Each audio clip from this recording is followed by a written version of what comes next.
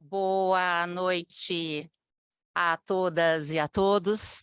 Meu nome é Estela Serafini, eu sou a diretora tesoureira da OAB Campinas e hoje represento toda a diretoria, em especial represento a nossa presidente Luciana Freitas, que estava aqui até há pouco, mas teve que se ausentar porque tem que dar aulas hoje à noite.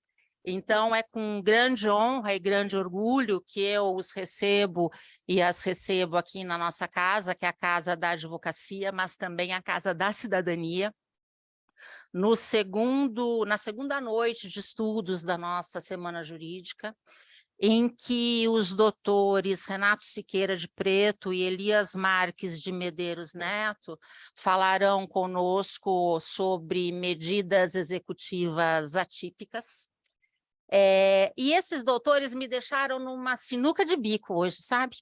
Porque eu fui imprimir o currículo dos dois à tarde e é tanta coisa para falar que eu fiquei pensando assim, eu falei, se eu leio o currículo todo, fica chato. Se eu não leio o currículo todo, fica desrespeitoso. Então, eu não sei muito bem o que fazer. Então, eu vou fazer um resumo, tá bom? Eu recebo o doutor Elias Marques de Medeiros Neto, que tem pós-doutorado em Direito Processual na Faculdade de Direito da Universidade de Lisboa, na Faculdade de Direito da Universidade de Coimbra, na Faculdade de Direito da Universidade de Salamanca, é pesquisador visitante do Instituto Max Planck, doutor e mestre em Direito Processual Civil pela PUC São Paulo, especializações várias pelo mundo afora, é sócio de resolução de disputas do Tosini Freire Advogados e listado em diversas oportunidades como um dos advogados mais admirados do país. Seja muito bem-vindo, doutor, é uma honra recebê-lo aqui em nossa casa. Tá? E recebo também o doutor Renato Siqueira de Preto, que sempre honra essa casa com a sua presença, nos deixou aqui em Campinas, né, doutor? Foi o juiz aqui em Campinas por muito tempo e nos deixou meio aí enciumados pela nova comarca que escolheu, né? O doutor é mestre em Sistema Constitucional de Garantias de Direitos, é doutor em Direito do Estado, professor de vários cursos jurídicos e da Pontifícia Universidade Católica de Campinas, é membro do corpo editorial da revista eletrônica do Conselho Nacional de Justiça, local onde atua também como revisor de periódicos, autor de diversos livros, e eu recebo o senhor com muita honra, em nome de toda a diretoria da OAB Campinas, como sempre, com toda a sua gentileza em nos atender sempre. Tá? Gostaria de fazer um agradecimento especial aos funcionários da OAB Campinas que estão aqui presentes, nos auxiliando. Não fossem as meninas, todas elas, a Anne, a Natália, a Andressa, a Carol, a Miriam, nós não conseguiríamos realizar esse evento. E dou as boas-vindas novamente a todos, mas em especial aos alunos, né? Aqueles que eu vejo aqui e que vi lá fora, aqueles que ainda não se formaram, saibam que a casa aqui está aberta não só aos advogados, mas a todos os estudantes de direito. Sintam-se todos muito acolhidos e muito abraçados. Então, eu não vou fazer, eu encerro por aqui e passo a palavra ao doutor Renato. Ou ao doutor Elias primeiro. Desculpa, eu passo a palavra ao doutor Elias. Bom, muito boa noite. É uma honra estar aqui, cumprimento a todas, cumprimento a todos. É uma satisfação estar dividindo um pouco do que sei a respeito dessa matéria com todos vocês. Eu cumprimento a mesa na figura da gentilíssima doutora Estela, muito obrigado por toda a recepção, e é uma honra muito grande também estar falando com o doutor Renato que tem um currículo maravilhoso, né? E na verdade é um juiz que com certeza traz um pouco da academia para a sua prática, o que enobrece bastante já a bela arte da magistratura. Eu vou, na verdade, passar aqui alguns breves slides com vocês e pretendo falar perto de vocês, se vocês não se incomodarem. Então, teria um microfone para eu ficar pertinho? Tem? Tá bom.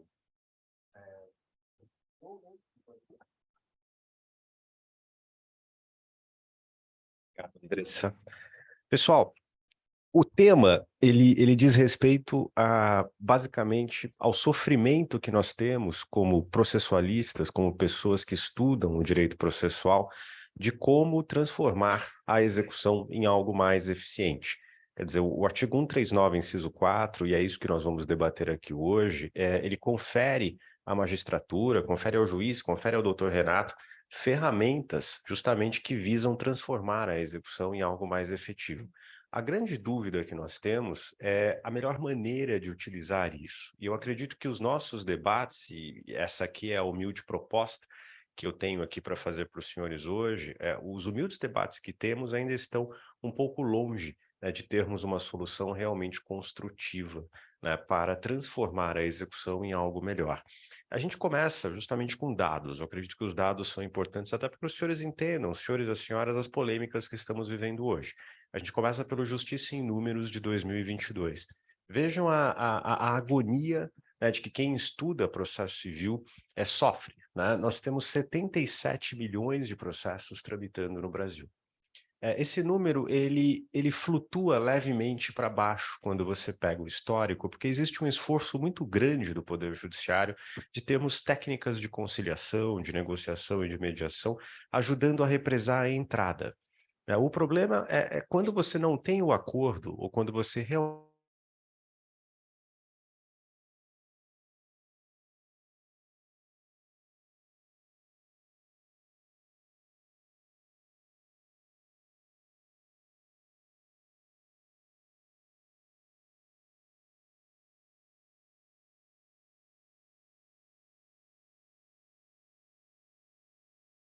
brutal.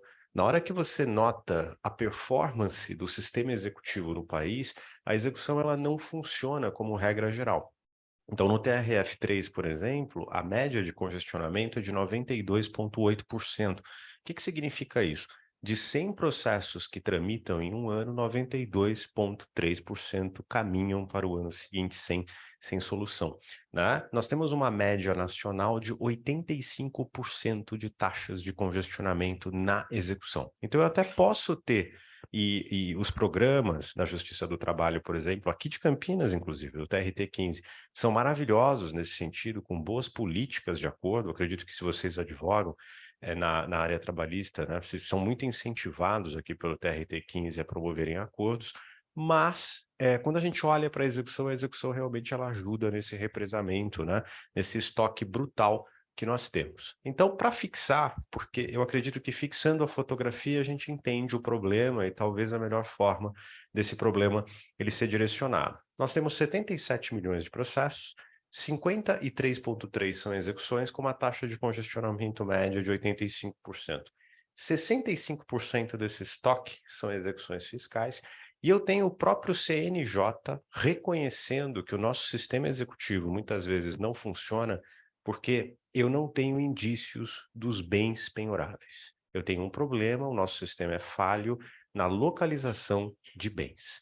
E isso é um dado extremamente relevante. Então, quando a gente começa a debater reforma de processo, reforma do sistema executivo, forma da execução funcionar melhor, eu não posso perder de vista a necessária premissa de que uma execução só funciona se eu tenho patrimônio. Se eu não tenho patrimônio, realmente, essa execução ela não vai caminhar bem. Bom, alguns princípios importantes, e eu prometo que eu vou ser extremamente rápido aqui, é só para ajudar a contextualizar também o problema. Um princípio que é importante os senhores e as senhoras fixarem, principalmente para quem está na graduação, né, e vai começar a estudar mais a fundo, talvez processo civil, é a necessidade, uma preocupação transnacional de termos uma justiça sempre efetiva, pronta e célere. Esse foi um princípio fixado no projeto UniDroit American Law Institute, né, liderado pelos processualistas Geoff Hazard e Michele Tarufo, processualistas da Civil Law e da Common Law. E ali, quer dizer, se demonstrou a necessidade de todo e qualquer sistema, não importa onde ele esteja, na Argentina, no Brasil, nos Estados Unidos, na Europa, quer dizer, nós temos, enfim, um sistema que caminhe de forma efetiva, pronta e célere, e baseada num comportamento cooperativo. Aí a gente chega, sumiram, tá aqui. A gente chega agora no segundo princípio importante, a necessidade de termos um sistema baseado em cooperação. Vou abrir um parênteses. Eu estava na UAB do Rio de Janeiro em 2016, dando uma palestra do lado, né, de um desembargador. E ele, muito sabiamente, ele virou, olha, realmente, esse princípio, que é o artigo 6º do CPC 15, ele é de difícil aplicação.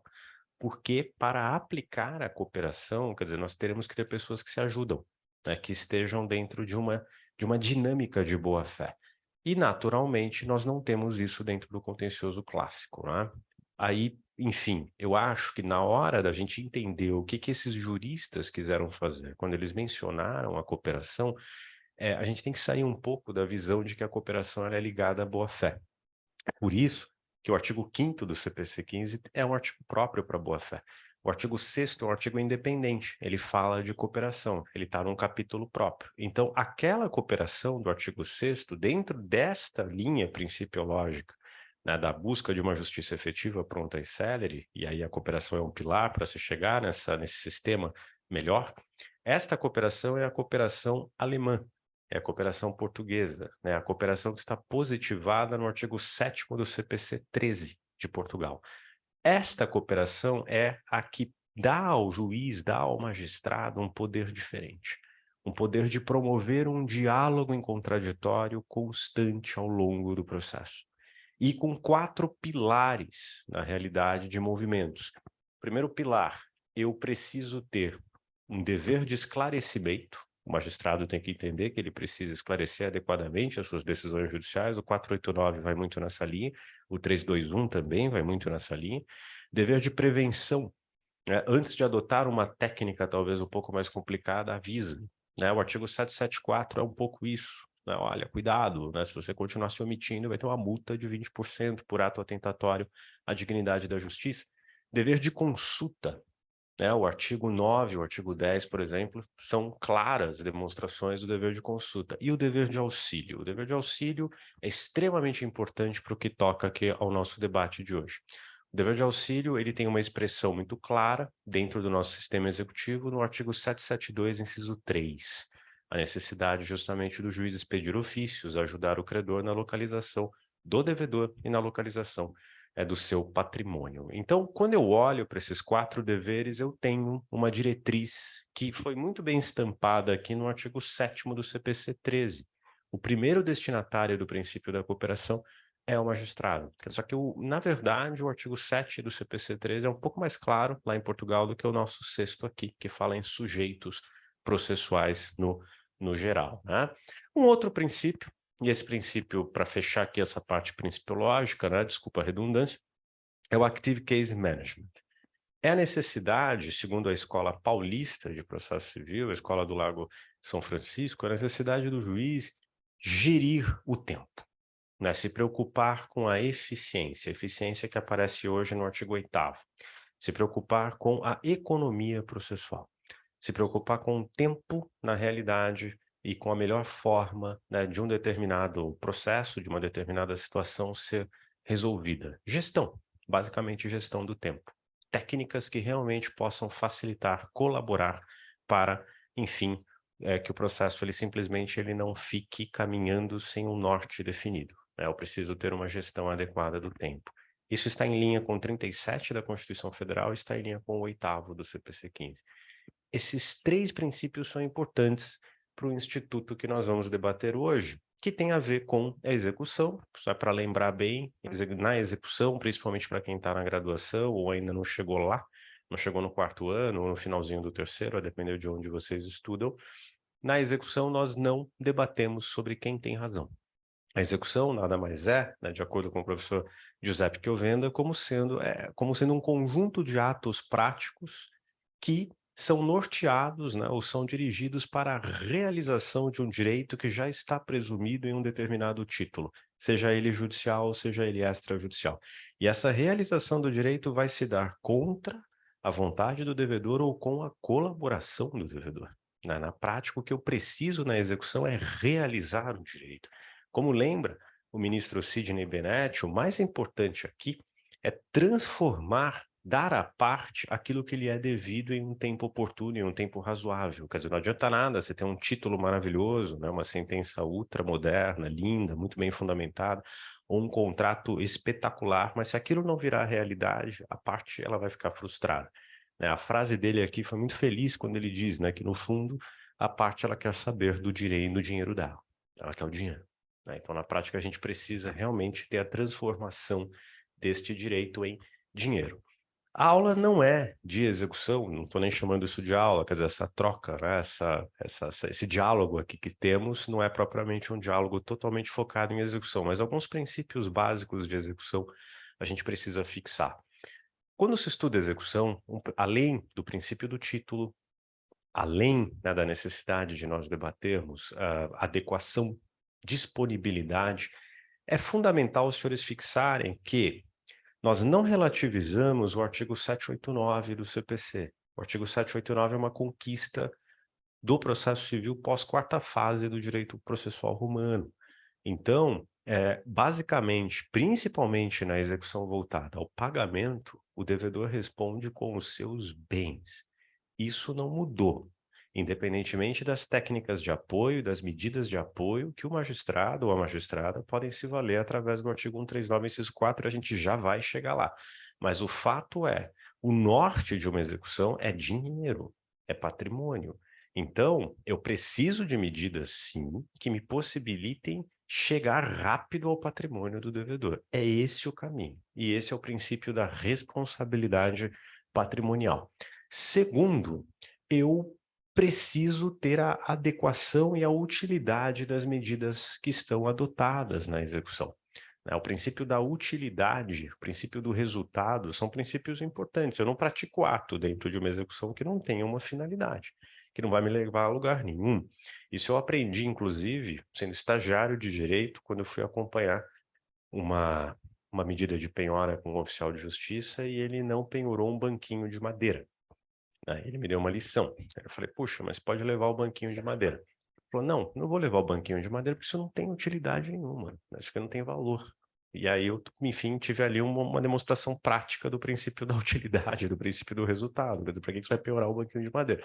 Então, basicamente, é isso. Eu não pratico atos dentro de uma execução que não vão me levar a lugar nenhum. E adequação. Cada título te traz, né, as medidas ou os ritos que são típicos, que são esperados. Então, eu tenho uma execução fiscal, uma CDA. Eu tenho a lei que vai aplicar, né, com todos os ritos ali pertinentes e vão me levar justamente às formas de se chegar ao patrimônio do devedor através da legislação fiscal. Eu tenho um título executivo extrajudicial, 826 seguintes, né, do CPC, eu já sei como é que eu vou fazer a execução. Eu tenho um título judicial, né, uma sentença prolatada pelo doutor Renato, confirmada no tribunal, começo ali, enfim, o cumprimento de sentença nos termos do artigo 523. Só que o professor Cássio Scarpinelli e o professor Sérgio Rodrigues Porto, grandes processualistas, mesmo antes do CPC 15, eles já falavam que às vezes esse rito, esta forma prevista para você fazer a execução, às vezes ela não funciona. Às vezes ela não traz a eficiência esperada. O professor Cássio sustentava, então, que em hipóteses de lacuna, havendo justamente ali uma demonstração de que aquele rito não está funcionando, eu poderia me valer de um rito diferente, à disposição do juiz, desde que não houvesse uma inconstitucionalidade ou uma ilegalidade. O Sérgio Rodrigues Porto, o professor lá do Rio Grande do Sul, ele já era mais agressivo. Já sabendo que aquele rito não daria certo, você já pode adotar outro. Né? Você já adote uma medida muito mais muito mais agressiva, não tem problema, mas tem que fazer essa execução funcionar. Quer dizer, um pouquinho mais moderado, né, o outro um pouquinho mais agressivo, mas já eram vozes doutrinárias com bastante respeito, dizendo, ó, a gente precisa ter uma execução diferente. Né? Só essas que estão previstas no código não estão funcionando. Dentro desse debate só, eu não posso esquecer que um princípio que é caro, e ele está previsto no artigo 8º do CPC e no artigo 805 do CPC, e ele não é esquecido, é o princípio da menor onerosidade. Né? Isso não foi apagado. Então, quer dizer, o devedor ele tem direitos, ele tem a sua dignidade da pessoa humana que precisa ser preservada. O que eu tenho hoje é uma consagração só, né, do melhor conceito da menor onerosidade. Então, se de duas maneiras eu puder resolver a execução, eu vou adotar a menos onerosa, mas desde que as duas me levem ao pagamento. Isso é textual no artigo 805. Eu não posso, na verdade, adotar a mais gravosa para o devedor se as duas formas me levam ao pagamento. Agora, eu não posso também violar o direito patrimonial do credor e não garantir o pagamento a ele, para prestigiar, né, alguma comodidade para o devedor. Isso não. E aí outros conceitos, como a impenhorabilidade de bens, artigo 833, o direito a uma adequada avaliação, né, são conceitos inerentes também à menor onerosidade, é o que a gente chama de limites políticos da execução, que devem conviver com o direito fundamental do credor de ser pago, né, como bem lembra o professor Marcelo Abelha Rodrigues. No fundo, o que a gente quer é uma execução equilibrada. É uma execução que funcione, que me leve ao pagamento, mas que ao mesmo tempo preserve, né, os direitos do devedor e o devido processo legal. O legislador se preocupou em ter uma execução melhor lá na 11.232 de 2005 e na 11.382 de 2006. Foi a grande reforma da execução no nosso sistema. O que aconteceu no CPC 15 com uma ou outra questão é basicamente um repeteco, né? Quase que um espelho do que nós vivemos na 11.232 de 2005 e na 11.382 de 2006. Uma execução mais voltada à busca patrimonial, com técnicas de cooperação, com técnicas de incentivo ao adimplemento espontâneo, com multas, né, com convites para que o devedor ele reflita antes de litigar, porque pode ficar mais caro, com técnicas diferenciadas para o adimplemento. Então, na realidade, uma execução que, enfim, ela caminha de diversas formas para se chegar ao patrimônio, para se chegar, né, de alguma maneira, de forma mais fluida, né, à satisfação do direito do credor. Um outro ponto é dessa época, talvez, e pouca gente lembra desse precedente, o primeiro julgado do STF, bem polêmico, sobre uma atipicidade de meios executivos na parte tributária. Este caso, essa ação cautelar, né, que teve o ministro Peluso como relator, julgado de 2007, cautelar 1657. E aí uma curiosidade à parte, fica aqui um elogio ao advogado que perdeu no caso, mas é um grande advogado, um amigo, um constitucionalista, inclusive, de muito renome, que é o professor Nabor Bulhões, né, um advogado de destaque, e ele advogou nesse caso, que teve grandes vitórias já nos tribunais superiores, né, e aqui nesse caso ele acabou perdendo. Né? Neste caso, debate clássico de atipicidade das medidas executivas. Você tem 3 súmulas muito evidentes, né, a súmula 70, 323 e a 547, que dizem, olha, você só cobra tributo através de execução fiscal. E o que aconteceu neste caso concreto? A empresa, ela sabendo que as execuções fiscais demoram de 8 a 16 anos, sabendo que as taxas de eficiência das execuções fiscais são baixas, a empresa não pagava IPI, ponto final. Ela preferia conviver na realidade, né, com, enfim, a condição de ser devedora fiscal. Com isso, ela abaixava o preço do seu produto e praticava dumping e aumentava o faturamento. Esse caso é um clássico, né, de ponderação, inclusive de juízo de ponderação, porque muita coisa foi debatida aqui, bem interessante. A Receita Federal, para resolver este problema, suspendeu o CNPJ da companhia, extrajudicialmente. Falou, você não vai funcionar, você não vai emitir mais nota fiscal. Acabou. Né? Você não vai mais dever imposto porque você não vai mais operar. E aí, quer dizer, impetrado o mandado de segurança, né? Não deu certo, não conseguiu, aí fez o recurso para a segunda instância, não deu certo, chegou no Supremo, via cautelar, o Supremo realmente enfrentou o mérito E num juízo de ponderação, entendeu-se o seguinte, olha, você está causando um mal para a sociedade, está causando um mal para a concorrência, inclusive, é uma concorrência desleal, então você realmente não pode funcionar, a não ser que você se regularize do ponto de vista tributário. O ângulo de debate nesse caso, muitas vezes, é pelo viés constitucional. Eu já vi, inclusive, até estudos de direito do trabalho, né, voltados aqui a esse acórdão, mas engraçado, pouca gente lembra dele pensando em processo civil. Ele é uma positivação quase que clara de 139, inciso 4. Né? Então, olha, foi a maneira que se encontrou ali para resolver o problema.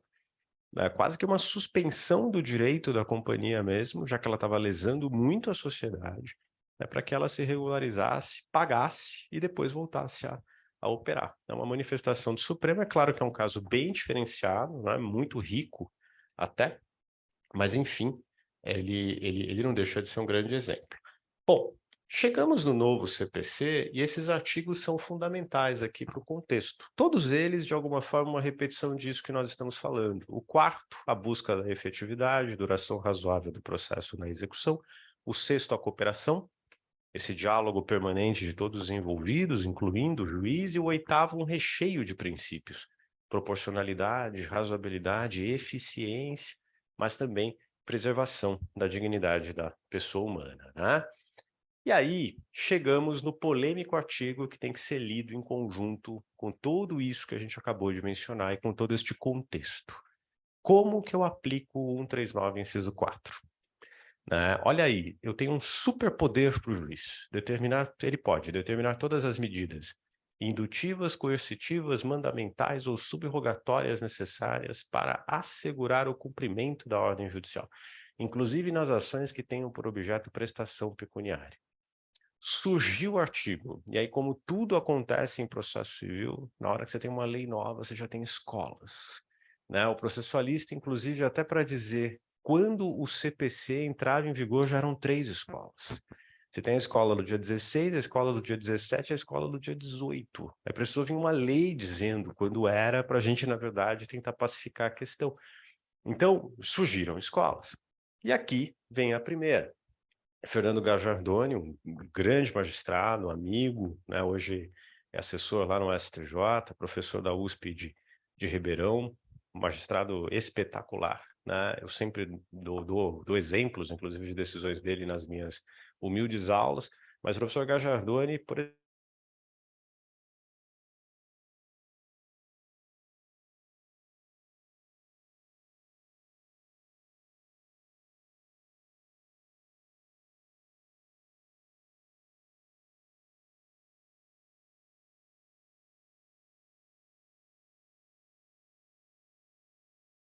respeito à ordem de pagar, pode ser entendido como sendo um crime de desobediência. Ele aplica o artigo, ele defende a aplicação do 330 do Código Penal.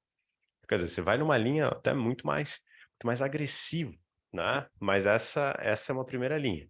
Na mesma tônica de pensamento, o professor Cássio Carpinella Bueno, né? Efetivação máxima. Tem que se aplicar o 139, inciso 4, inclusive nas execuções de pagar, né? A professora Teresa Arruda Alvim, relatora da comissão que participou da elaboração do anteprojeto no Senado, ela já fala, olha, ponderação, cuidado, cautela, né? Nas execuções de pagar, quer dizer, às vezes você está buscando penhora, você não está buscando restrição de direito, muita cautela. E, na mesma linha de pensamento, o professor titular da Universidade de São Paulo, o professor Flávio Iacho. Cuidado, ponderação também. Então, eu já começo a ter aqui uma bifurcação de escolas, né? E logo, não tardou para a gente começar a ter a terceira escola, talvez de um dos maiores nomes de execução ainda vivos no país, que é o professor Araquém de Assis. O professor Araquém de Assis, ele claramente defende a inconstitucionalidade do Instituto, né, textualmente. Seja por um vício legislativo, porque na visão dele o 139, inciso 4 não teve a mesma redação nas tramitações, seja porque ele violaria o 5º 2 da Constituição Federal, que é o princípio da legalidade, e por violação ao artigo 789 do CPC, que é o princípio da responsabilidade patrimonial. O professor Araquém de Assis defende com unhas e dentes a inconstitucionalidade das medidas. Né? É uma linha vencida, né? Porque conforme a gente vai ver, o Supremo já enfrentou essa questão. Caminhando aqui já do meio para o fim, para não cansá-los tanto, porque O professor Renato vai depois dissecar um pouquinho melhor a questão da ADI e explicar, né, um pouco das polêmicas que nós temos, principalmente na prática, né? Mas o fato é, o que aconteceu no primeiro ano de vigência do código? Acho que é muito importante essa contextualização, porque depois o doutor Renato vai falar um pouquinho da ADI. No primeiro ano do código, basicamente, tá, nós tivemos 3 medidas muito comuns. Essas aqui viraram quase uma coqueluche. Foi como comprar papel higiênico na pandemia. Ninguém sabe por quê, mas todo mundo comprava papel higiênico na pandemia, né? Então, virou uma coqueluche. E aqui é a mesma coisa, né? Quase que um Ctrl+C, Ctrl+V. Pensou em 139, inciso 4, pensei em bloquear passaporte, pensei em suspender carteira de habilitação e pensei em bloquear o cartão de crédito. Engraçado, né? Uma ou outra medida pode até fazer sentido em determinados casos práticos, né? Mas sempre. Eu acho que falta essa reflexão, né? Sempre. Quer dizer, eu vou pedir para bloquear passaporte de uma pessoa que nunca saiu do país, não tem dinheiro para sair. Isso faz sentido. Dentro daquele princípio da utilidade, princípio do resultado, por isso que eu fiquei aqui batendo muito em questões principiológicas com vocês. Faz sentido esse pedido? Né? Ah, eu vou suspender a carteira de habilitação, mas de alguém que não tem dinheiro para comprar carro.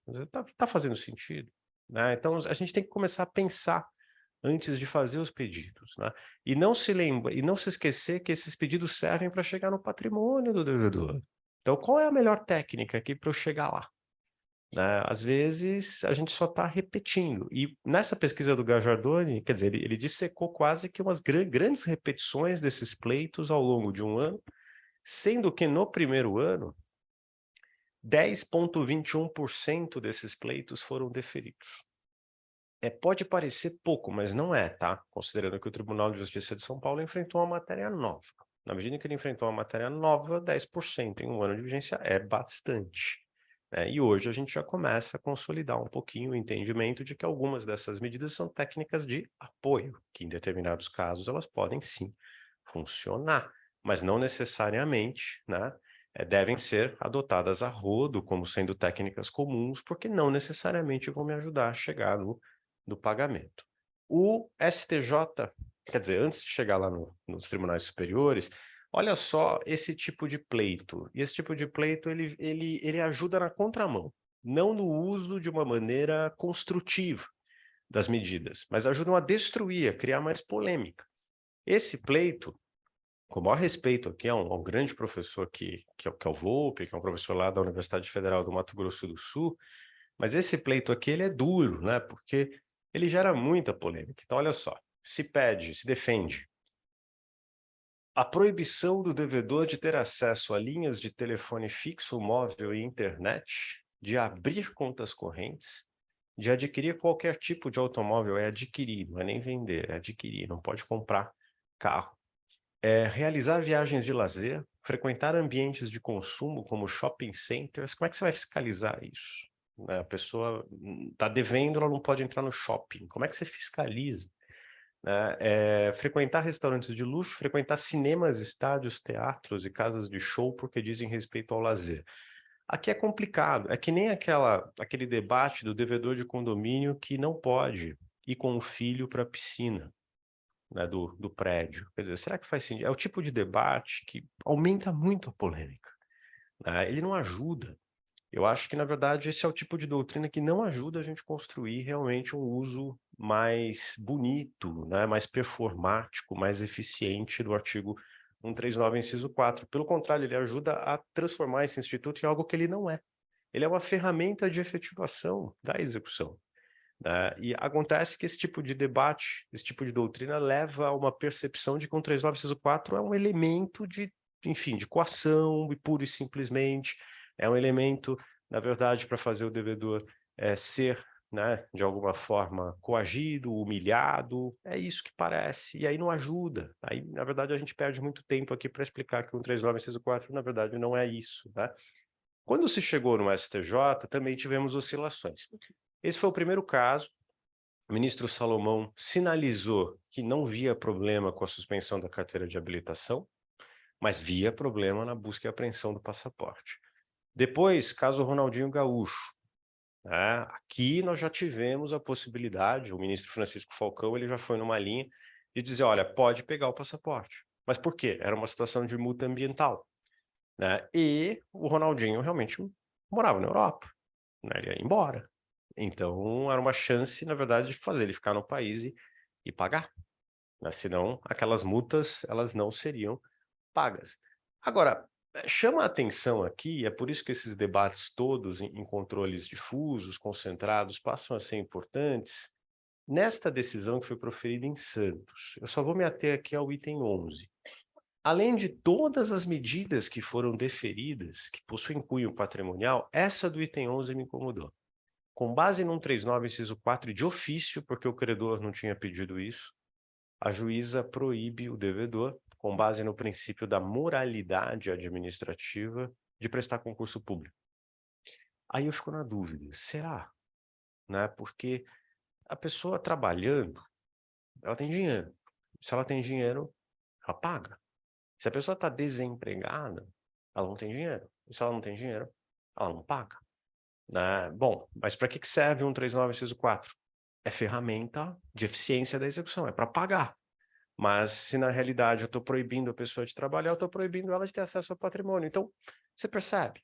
A gente não pode transformar o 139, inciso 4 num elemento puro e simples de coerção. Olha, eu estou aqui, vou, na verdade, se não pagou, vou te chantagear, né, vou te punir. Não é punição pura e simplesmente. O 139, na minha visão, humilde visão, hein, é técnica de apoio para você fazer valer, né, outros atos executivos que devem chegar ao patrimônio do devedor. Se a gente tiver essa leitura, né, a gente consegue ter atalhos, né, fazendo com que a execução funcione, né? Muito bem, pessoal. Nessa linha, então, né, justamente a do Salvatore Sato, que é um processualista italiano, eu preciso chegar no patrimônio. Bom, chegamos aqui talvez numa das visões mais ponderadas sobre esse instituto, que é a do professor Eduardo Talamini. Eu preciso ter a aplicação do 139, inciso 4, sempre mirando o patrimônio. Vou dar um exemplo para vocês. Um exemplo só bobinho, tá? O artigo 866 do CPC trata da penhora de faturamento. É um artigo infeliz, porque lá está escrito assim: na hipótese de não existirem mais bens penhoráveis, eu defiro, né? É possível se deferir a penhora de faturamento. Gente, uma empresa que já não pagou na largada e ela já não tem patrimônio aparente, o que você vai fazer com o faturamento dela? Quer dizer, ela já se preparou para não pagar. Se você não colocar como no sistema italiano é possível, né, um administrador ou alguma espécie, de perito rápido dentro daquela companhia, assim que você entender que ela não tem dinheiro suficiente ali nas suas contas correntes, você vai perder tempo. Porque quanto mais rápido você colocar alguém ali dentro da companhia, mais rápido você vai entender se teve fraude, mais rápido você começa a entender se tem hipótese de desconsideração da personalidade jurídica e mais rápido você age, né? Então, às vezes, a depender do caso concreto, e eu defendo isso, né, o 139, inciso 4, ele pode ser utilizado para antecipar a penhora de faturamento. É uma ideia? Ah, mas é absurdo, é contra a lei. Assim como a ministra Nancy Andrighi fez, possibilitando a penhora de parte do salário. O 833, parágrafo 2º, é claro em dizer que o salário é impenhorável, está bem claro lá. Só que ela começou a proferir decisões dizendo, não, pode pegar 30%. Ué, a pessoa está ganhando mais do que a realidade brasileira, quer dizer, qual é o sentido de eu declarar a impenhorabilidade, né, de um valor acima de 50 salários mínimos? Quem ganha acima de 50 salários mínimos no Brasil? Não é uma coisa comum. Pode pegar, e pode pegar 30%, como a gente faz normalmente aqui nas situações de dívidas alimentares. Com base em que ela fazia isso? Textualmente ou não, pelo menos na minha impressão, é 139, inciso 4. Medida típica. Né? E aí, numa ponderação de valores, ela consegue justificar esse tipo de medida. Uma outra, que eu dou aqui um exemplo para vocês, doutor Eduardo, doutor Renato é magistrado. Muitas vezes, o devedor, pessoa física, ele, na verdade, na frente de um juiz, ele tem uma postura diferente, na minha visão. Né? Através do advogado dele, ele ganha um escudo, principalmente quando ele não tem que ir ao fórum. Né? Medida interessante. Às vezes, e com a simplicidade do dia a dia, às vezes a gente consegue definir. O 139, antes de chegar no 4, ele permite ao juiz convocar audiências. e tentar conciliações sempre que necessário. A gente não pensa nisso na execução. Tentei fazer a penhora ali de bens, não tem nada aparente. Designa a audiência. E aí pergunta para o devedor, ao invés de aplicar só por escrito, né, o artigo 774, pergunta para o devedor assim, mas onde estão os seus bens? Me apresenta um plano de pagamento. Se a pessoa for pelo menos tiver um mínimo de boa-fé, talvez, e muitas das pessoas que estão devendo têm, ela vai se esforçar ali, né, para apresentar alguma coisa. Até porque está diante de um juiz, está diante de uma pessoa que representa ali, né, a justiça. Então, só que a gente não faz isso, né? A gente não pensa muitas vezes nisso, né? Então, assim, acho que a advocacia poderia pedir isso para a magistratura. Olha, de repente, eu estou aqui, na hora de aplicar o 774, faz isso em audiência. Eu sei, vai atolar a pauta, etc., mas pode ser muito mais efetivo do que simplesmente mandar intimar por oficial de justiça ou via advogado, porque não vai vir nada. Agora, com o cliente ali na frente do juiz, ele tendo que explicar onde está o patrimônio dele, pode ser que a coisa mude, né? Então, essa é uma ideia, né? São várias ideias, mas percebam, na linha aqui do Talamini, são ideias de 139, inciso 4, patrimoniais. A gente não está aqui suspendendo o direito de ninguém, né? Não deixando a pessoa sair da sala, não deixando a pessoa ir no parquinho, não deixando a pessoa pegar elevador. A gente não está com esses exemplos, a gente está com outros exemplos aqui. Exemplos de vá ao fórum e diga se você tem ou não um plano de pagamento. Exemplos de põe logo um perito dentro da empresa, como o CPC italiano possibilita, para a gente entender qual é o patrimônio dessa companhia. Não quer chamar de penhora de faturamento, não chama, mas eu quero uma fotografia do que tem lá dentro. Exemplos de quebra do sigilo bancário logo depois da tentativa de penhora online não tem saldo. Quebra o sigilo bancário. Ah, mas a jurisprudência fala que é só no final. Mas por quê? A gente vai caminhar num monte de medidas atípicas, não deixando, né, as pessoas dirigirem, não deixando elas saírem do país, não deixando elas usarem cartão de crédito, para no final eu ter a medida mais adequada, que é bloquear, que é realmente quebrar o sigilo bancário e entender tudo o que aconteceu. Então, enfim, é uma leitura muito mais patrimonial, né? E nesta linha, só para terminar, nós temos aqui, talvez, né, os dois grandes temas do momento.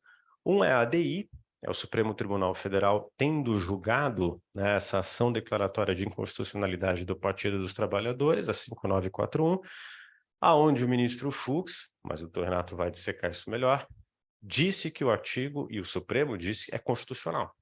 O artigo é constitucional, mas neste controle concentrado, ele não disse pode fazer sempre à torto e à direito toda e qualquer medida de restrição de direitos, como os jornais noticiaram.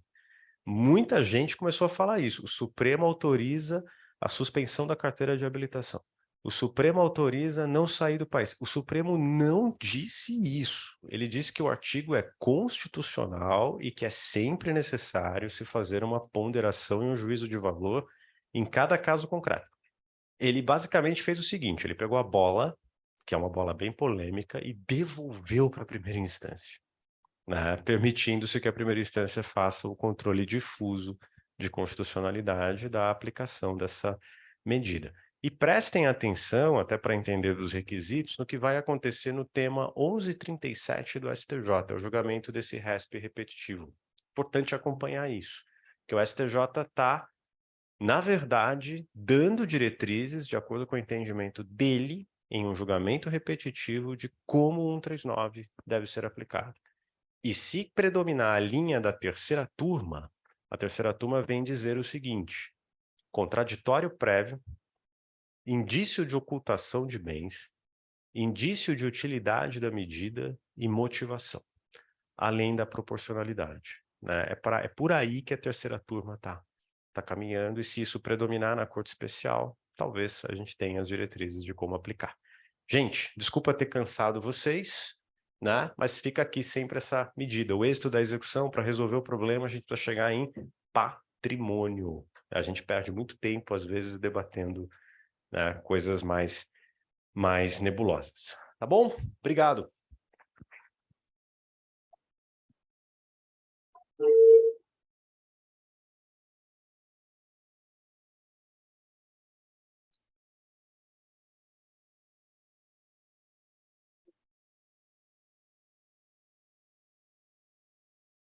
Obrigada, doutor Elias. Em algumas palavras, é bom senso, aplicação com bom senso. Doutor Renato, nos dará a honra agora? Vou pedir a paciência de todos. Obrigado, viu? É difícil falar depois do doutor Elias.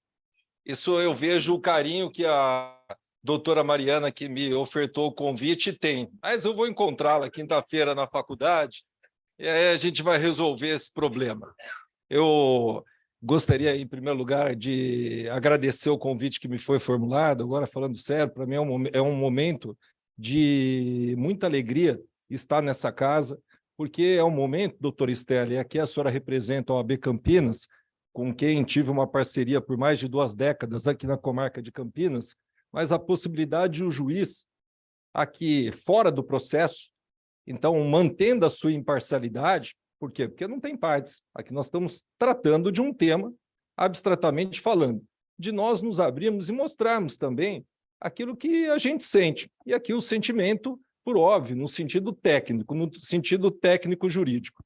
E se, eu aí ouvindo as palavras do doutor Elias, eu tinha a impressão que esse artigo até mesmo, por falar de como deve o juiz se comportar, quais são os poderes outorgados pelo novo Código de Processo Civil ao magistrado, ao juiz, eu, até ao final aqui de algumas ponderações, eu acho que é um dispositivo extremamente relevante para os advogados, dos advogados.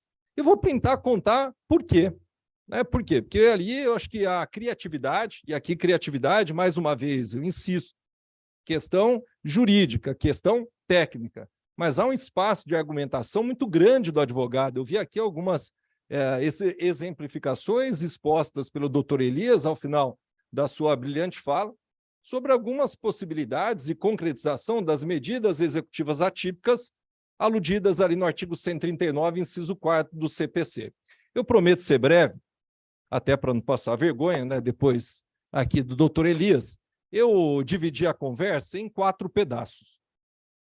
Então, eu acho que ficou bacana e, me perdão, assim, não foi proposital, ou, na realidade, foi proposital quanto a não combinar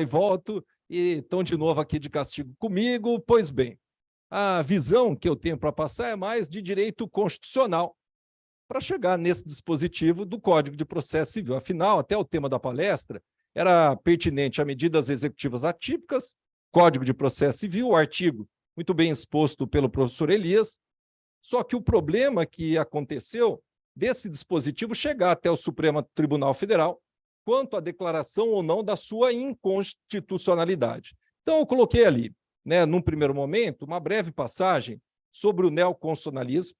Por que que nós vamos falar de direito constitucional sobre um dispositivo do Código de Processo Civil? Então, aqui é mais uma passagem breve, uma passagem superficial de como essa matéria chega até o Supremo Tribunal Federal, porque cá entre nós, o Supremo Tribunal Federal, numa linguagem muito resumida, muito mais coloquial, o Supremo Tribunal Federal ele é o guardião da Constituição Federal. E o dispositivo principal aqui da conversa, ele é do Código de Processo Civil. Por que que o Supremo, guardião da Constituição, foi se imiscuir nessa matéria? Então, para compartilhar, sobretudo com os alunos, e eu vejo aqui até aluno jamais passou isso na minha cabeça, Matheus, conheci semana passada, ingressante na Faculdade de Direito, segunda semana de aula. Olha a honra da OAB de Campinas ali, né? Ele estava um pouco perdido, era o segundo dia de aula e eu estava lá. Por que direito? Eu gosto de saber por que que os alunos fazem essa opção, até para verificar aí, né? Faz muito tempo que eu fiz, contei para eles que não era a minha primeira opção, que eu sempre gostei de exatas, fiz junto com engenharia um período, ali antes de ir só para o direito, mas eu me sinto muito honrado com a sua presença aqui também, porque acho que eu não teria essa desenvoltura, nem essa capacidade que você, ora, parece nos demonstrar, de estar aqui na sua segunda semana de faculdade para ouvir medida executiva atípica e decisão do Supremo Tribunal Federal. Então, vou me permitir, brevemente, a mostrar para vocês, porque quase tudo, em poucas palavras, chega no Supremo Tribunal Federal, inclusive um dispositivo do Código de Processo Civil. O que acontece? Eu conto para muitos de vocês que nós vivemos o neoconstitucionalismo, esse novo constitucionalismo instaurado depois da Constituição de 1988. E é interessante, até para me pautar numa doutrina objetiva, hoje de ministro do Supremo Tribunal Federal, que esse neoconstitucionalismo ele se ampara em 5 características.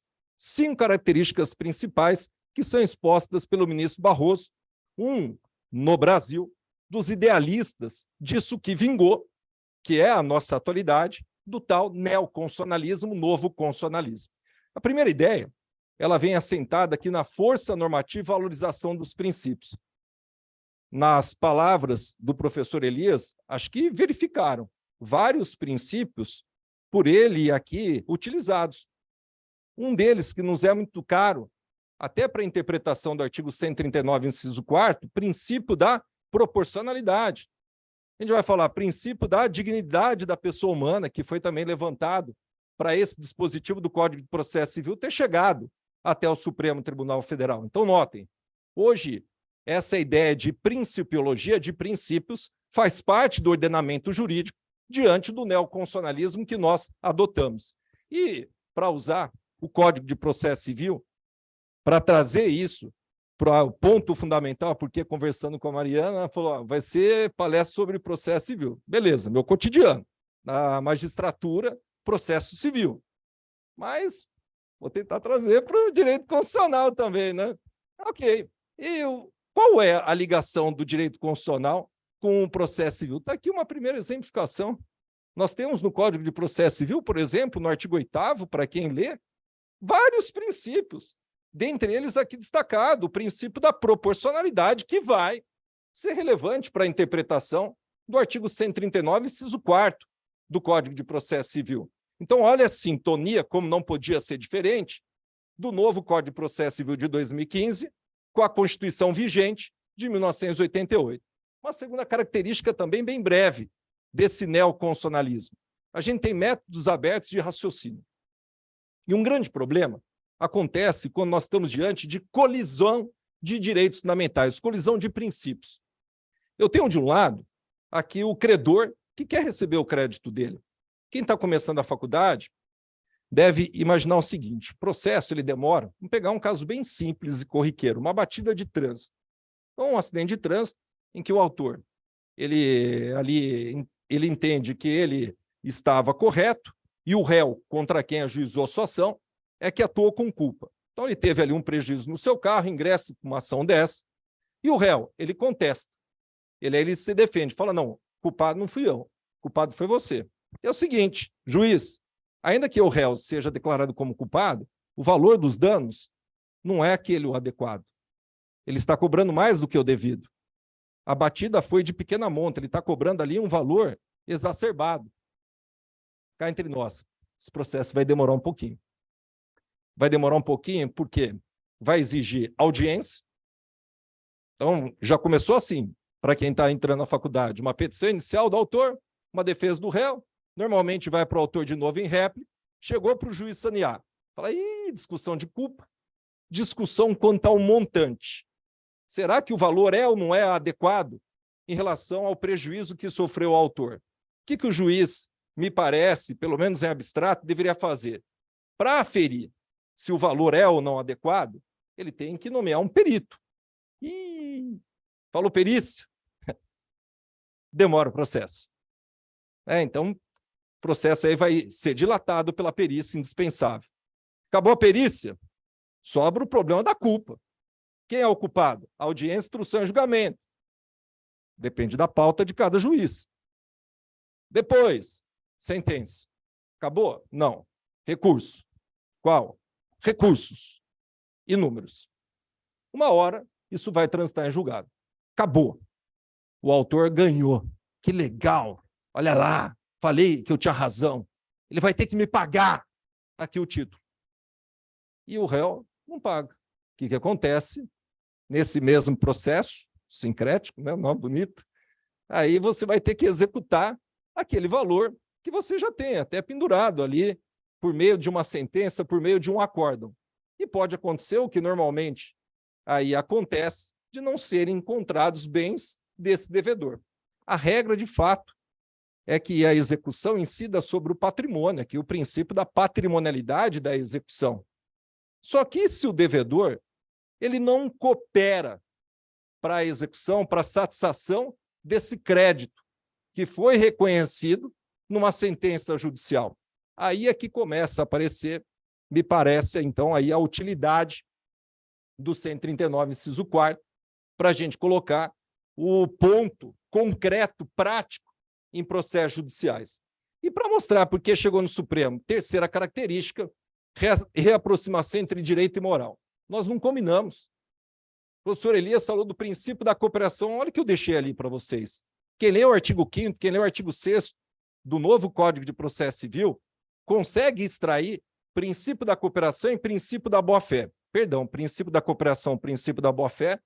Esses são princípios relacionados à ética, são princípios relacionados à moral. Consequentemente, com o novo constitucionalismo, essa é uma característica.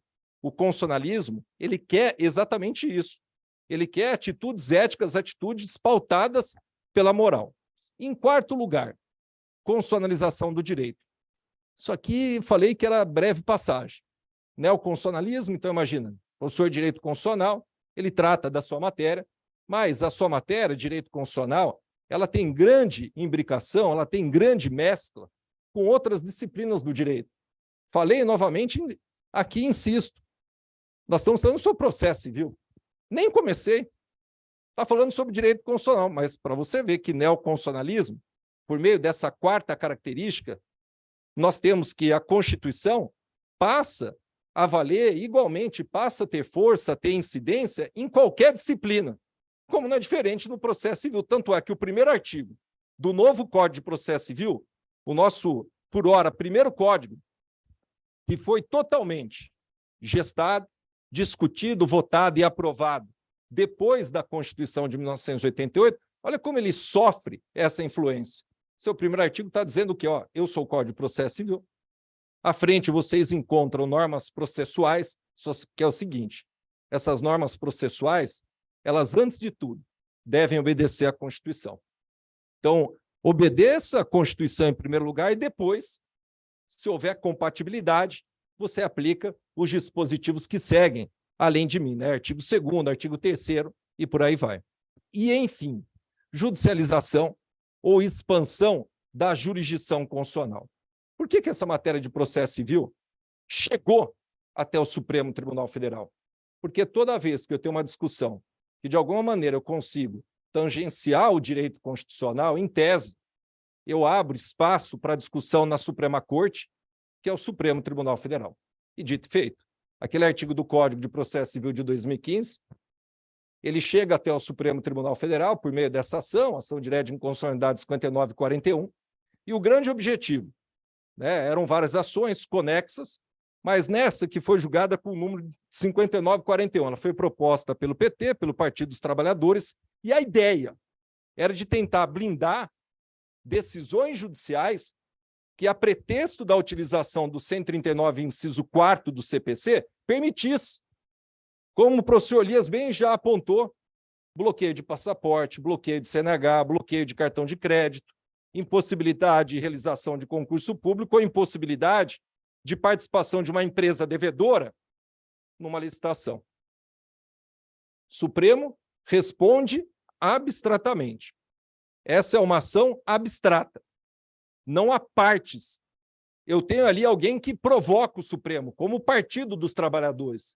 Mas numa ação direta de inconstitucionalidade, né, até em direito constitucional a gente chama controle abstrato, esse controle abstrato é simplesmente um controle para verificar se a norma do Código de Processo Civil ela é compatível com o texto constitucional. E nesse caminho, o Supremo Tribunal Federal teve que analisar essa situação. Eu coloquei ali em segundo lugar medidas executivas atípicas. Isso chega até o Supremo e a decisão é desse ano, de 2023. E notem, de 2016, quando entra em vigor o novo Código de Processo Civil, até o comecinho agora do ano 2023, nós tínhamos a possibilidade, pelo menos em tese, dessas medidas executivas atípicas diante da aplicação do Código de Processo Civil. E como isso se dava? Justamente para cumprir, até mesmo por intermédio dos números que foram aqui partilhados pelo professor Elias, eu acho fantástica essa indicação. A gente precisa trabalhar com números no direito, questão de estatística, questão da jurimetria. Eu gosto dessa indicação, professor Elias, ela é antiga, ela é de 2015, mas me parece extremamente interessante que depois da Constituição de 1988 houve uma explosão de processos judiciais. Uma, entre aspas, das culpadas, a Constituição. Por quê? Porque ela amplia a possibilidade de acesso à justiça. Mas isso é interessante, sem dúvida. Isso aqui não é uma crítica, mas é um apontamento que os números, quanto à quantidade de processos judiciais, também consegue aqui nos externar. Se em 1988 a gente tinha praticamente 350 mil ações, e em 2015, por que eu gosto dessa data? Porque foi a primeira vez no Brasil que nós ultrapassamos a marca de 100 milhões de processos em andamento. Então, ali, aproximadamente 210 milhões de brasileiros nós somos, e em 2015, hoje aí por volta de aproximadamente 80, deu uma reduzida, mas em 2015 nós chegamos a números que me parecem expressivos. Se a gente fizer, eu sei que é equivocada essa indicação, dividir o número de processos 105 por 210 milhões, você tinha aí praticamente um processo para cada 2 brasileiros. Eu sei que isso não é correto, sobretudo pela boa indicação que a maioria desses processos é exatamente de execução fiscal. Ou seja, cobrança de dívida fiscal, seja a dívida fiscal tributária, seja dívida fiscal não tributária. A maioria está lá. Mas há também muitas outras ações que se refletem no nosso cotidiano. Ações que envolvem banco, ações que envolvem concessionárias de serviços públicos e, acho que todos nós estamos envolvidos nessas relações que são milhões de processos em andamento. Então, essa é a Constituição de 1988, essa é a ideia do Código de Processo Civil para tentar satisfazer o crédito das pessoas que, depois de um longo tempo, têm ali o reconhecimento pelo Estado do juiz de um direito. Só que no momento de receber, então a sentença é basicamente o seguinte, o juiz pega e fala, pode abrir o bolso que você tem razão. Agora, com o bolso aberto até o dinheiro cair nesse bolso, aí é muito tempo. Estão preocupados com essa efetivação, aparece o artigo 139, inciso 4º. Por quê? Porque ele trata de medidas executivas típicas. O que é uma medida executiva típica? Aquela que está na lei. Aquela que está na lei, por exemplo, ele não te pagou, aquele caso do carro, o que você vai fazer? Processo de execução, você vai aí penhorar bens dele. Você vai ir atrás de bens. Opa, ele tem imóvel, legal. Ele tem dinheiro. Opa, melhor ainda. Satisfação muito mais rápida. Não deu certo valor em dinheiro, não deu certo imóvel, ele tem um automóvel. Ótimo, vou penhorar esse automóvel. Vou penhorar esse automóvel, a gente avalia. Depois, se for o caso, leilão. Se ninguém aparecer, eu adjudico, pego aí o bem para mim. Se o bem for maior, pago a diferença. Se o bem for menor, continuo executando. Ou, se eu tiver mais sorte, quando eu mandar para leilão esse veículo já penhorado, pode aparecer um terceiro e pagar por esse carro, tem interesse nesse carro, ele vai depositar no processo, aquela grana depositada, posteriormente vai entrar aqui no meu bolso e eu vou ter a satisfação do meu tão suado direito. Nesse âmbito, começam essas medidas desproporcionais. Então, aqui acho um caso interessante, esse daí exposto pelo professor Elias, não pode participar de concurso público. A gente poderia pensar em outras medidas executivas atípicas também desproporcionais. E aqui, quando eu falo desproporcional, talvez num primeiro momento entendam medidas que violam direitos fundamentais. Ou ainda, se você quiser um sobreprincípio, medidas que, a pretexto de satisfazer o credor, elas violam a dignidade da pessoa humana, do devedor. E não é para ser assim a execução. A execução, novamente, lição aqui do professor Elias, tem como base patrimônio, não pessoa. Então, um cuidado na análise prática desse dispositivo é exatamente nós não descumprirmos a Constituição. Isso é levado até o Supremo, antes da decisão do Supremo, e no mesmo caminho da jurisprudência do STJ aqui já partilhado anteriormente, nós tínhamos esse enunciado número 12 do Código, do Fórum Permanente, dos processualistas civis. Eles diziam, ó, essa medida é bacana, ela pode resolver, só que ela traz aqui alguns requisitos. Um deles que me parece bacana, e vai ficar depois ali no final, como uma checklist, subjetiva. Aqui são alguns parâmetros subjetivos. Por óbvio, alguns deles extraídos dessas jurisprudências que nós estamos trabalhando, mas alguns que me parecem também que, na visão de juiz, devem ser levados em consideração. Aqui a gente já tem alguns parâmetros. Primeiro deles, subsidiariedade. Subsidiariedade significa, primeiro, tenta medida típica. Tentou pegar grana? Não deu. Tentou imóvel? Não deu. Tentou automóvel? Tentou qualquer outro tipo de patrimônio?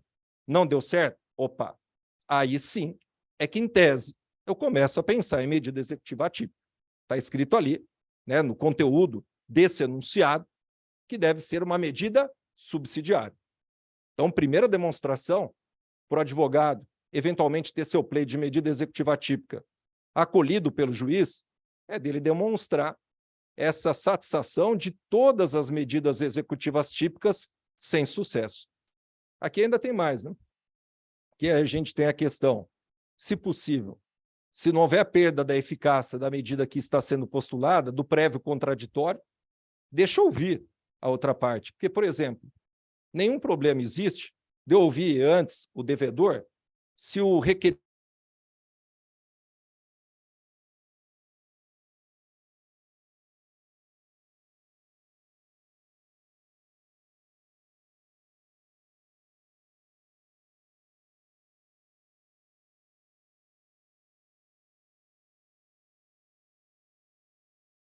ser uma aeromoça. Ela vive de viagem, faz viagem internacional. Ela não faz viagem internacional de lazer. E lá para ela é o ganha-pão, é atividade profissional. E desculpa, a Constituição, no artigo 5º, 13, ela fala como direito fundamental a liberdade de profissão, que é protegida pelo Estado brasileiro. A partir do momento que eu bloqueio o passaporte dela, se ela é uma aeromoça que faz viagens internacionais, consequentemente, eu estou vedando direito fundamental ao exercício de trabalho. E eu não sei. Então, por isso que me parece, em algumas circunstâncias, que aqui o contraditório deve mesmo existir de forma precedente à eventual decretação da medida executiva atípica. Da mesma maneira, suspensão de CNH. Ok, é devedor, legal, vamos ver. Vamos ouvi-lo. Hoje é comum, né? Principalmente na capital, a gente ter um motorista de aplicativo. A partir do momento que eu suspendo a CNH dele, eu estou dizendo, ó, essa forma lícita de ganha-pão, aplicativo de transporte, eu estou inibindo você de fazer isso. E, por óbvio, imagina que ele acaba ali sustentando toda a sua família. Aquela decisão ela vai ter uma repercussão, inclusive, no âmbito familiar daquele devedor. E aí eu estou indo muito mais para a pessoa do que o patrimônio. Me parece que não haveria a possibilidade de uma decretação da medida executiva atípica.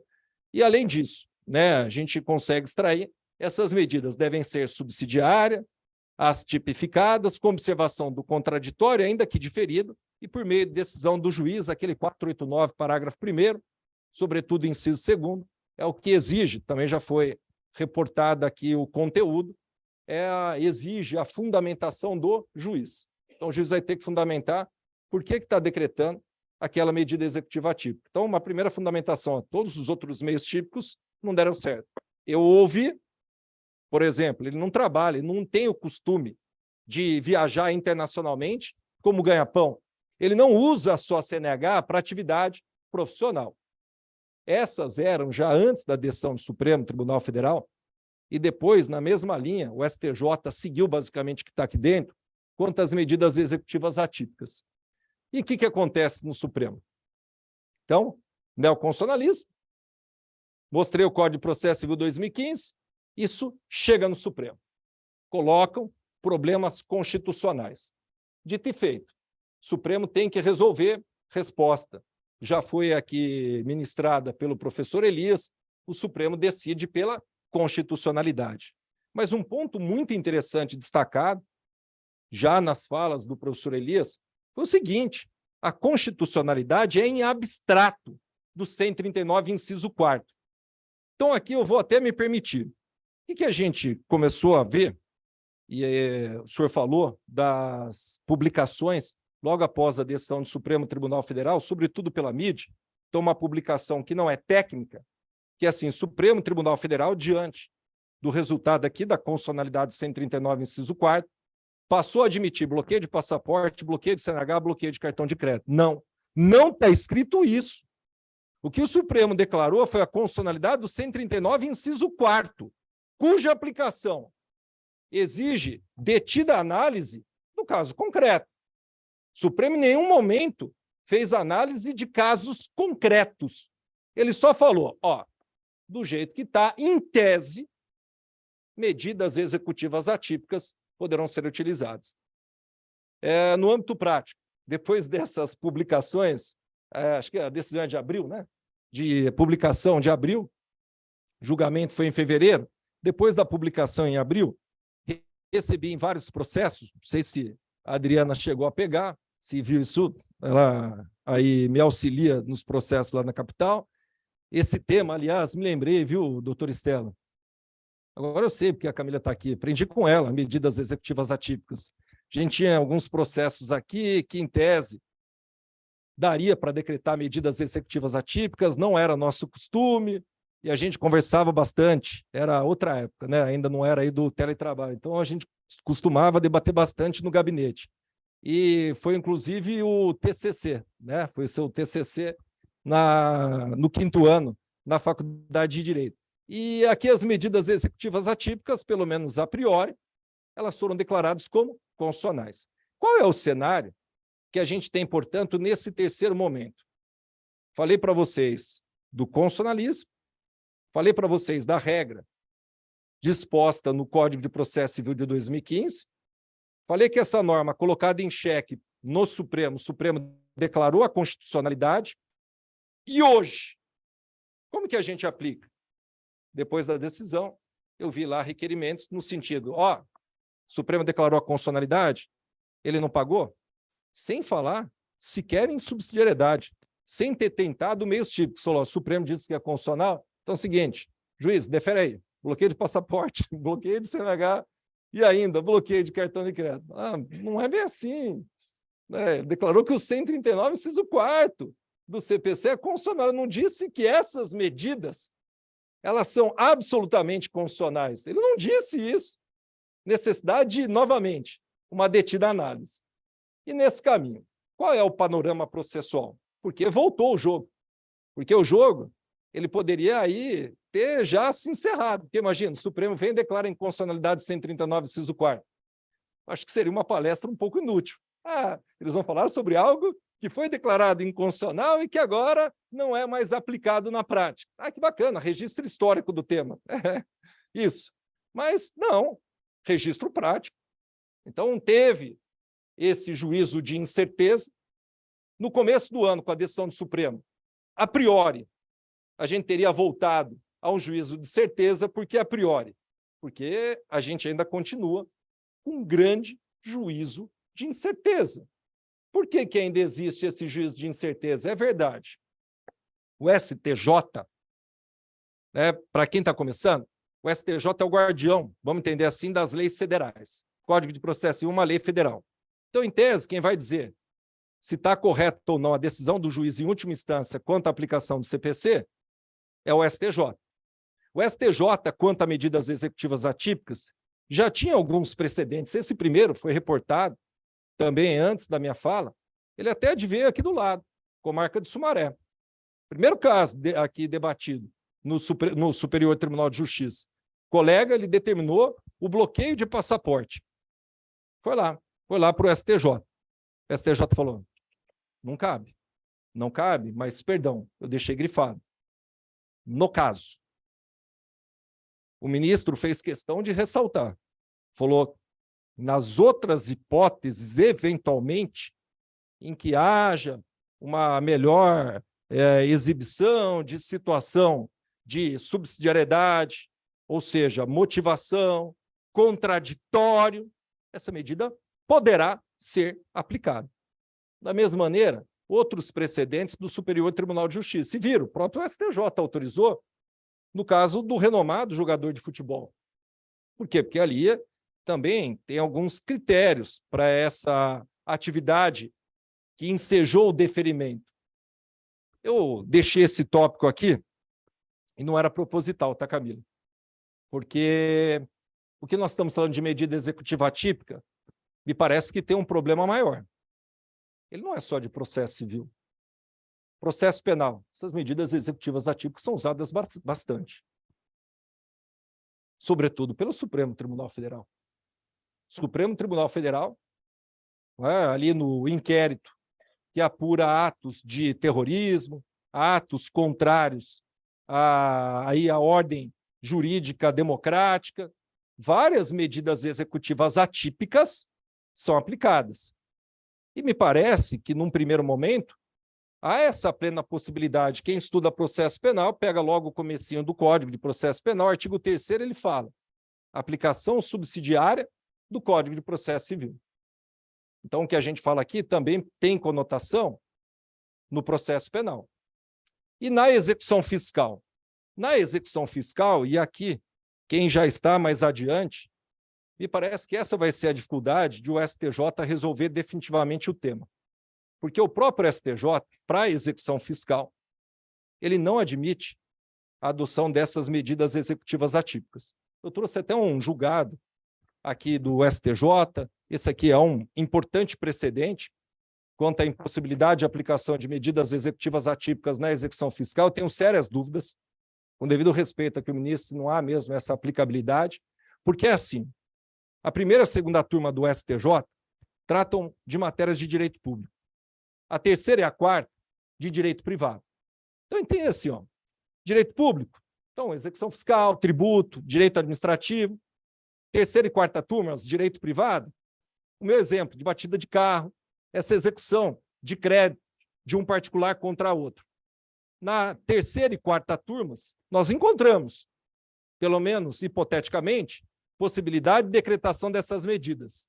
Na primeira e na segunda turmas, não encontramos essa possibilidade no âmbito do direito público. Por quê? Porque o que vinga por hora no STJ, por essa impossibilidade, é a fundamentação de que na execução fiscal, a administração pública ela já tem prerrogativas que não são aplicáveis na execução entre particulares. Vou dar um exemplo, que até foi utilizado pelo ministro. Numa execução fiscal, o devedor ele não pode se defender por embargos antes de ter penhora nos autos. Enquanto não tem penhora, ele não pode se defender. Na execução comum, pautada pelo Código de Processo Civil, seja execução de título extrajudicial, seja impugnação, cumprimento de sentença, é dispensável penhora. Eu posso me defender na execução independentemente da constrição de penhora sobre meus bens. Esse foi um argumento utilizado no STJ para a inaplicabilidade das medidas executivas atípicas na execução fiscal. E, fechando, existe hoje pendente esse tema para debate, discussão, decisão no STJ. Tema 1137. Como chamava mesmo a nossa fotógrafa? Miriam. Coitada da Miriam. Ela falou, ali para trás, falou para nós, não entendo nada de direito. Sorte dela. Porque, Renato, como que anda esse dispositivo? Ele não anda. Ele está parado. Está parado porque agora a decisão, ela, em tese, é para sair do STJ. problema era antes a constitucionalidade ou não, norma constitucional.